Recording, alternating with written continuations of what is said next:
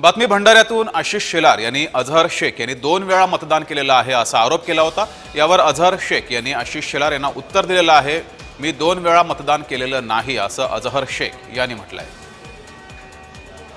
अझहर शेख यांच्यासोबत संवाद साधलाय आमचे प्रतिनिधी सूरज बडगे यांनी। पाहूयात। भाजपा आमदार आशिष शेलार यांनी प्रेस कॉन्फरन्समध्ये साकोलीचे काँग्रेसचे आमदार नाना पटोले यांच्यावर आरोप केलेला होता की साकोलीमध्ये नाना पटोले यांचं दोबार मतदान झालेलं आहे आणि शब्बीर शेख ह्याच्या मुलाचं नाव त्यांनी घेतलेलं होतं। आपल्यासोबत साकोली मतदारसंघातील शब्बीर शेख स्वतः आहेत, अजर शब्बीर शेख हे स्वतः आहेत।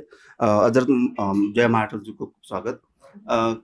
काय सांगाल अजर की आशिष शेलारने एक आरोप केला होता की साकोली मतदारसंघामध्ये अजर शब्बीर शेख ह्या मुलांनी 2दा मतदान केलं होतं, काय परिस्थिती होती आणि काय तुमच्याकडे 2 कार्ड आहेत असं ते सांगितलं होतं? 2 कार्ड जे आहेत ते म्हणजे करेक्शन करायसाठी दिले होते ते 2 कार्ड।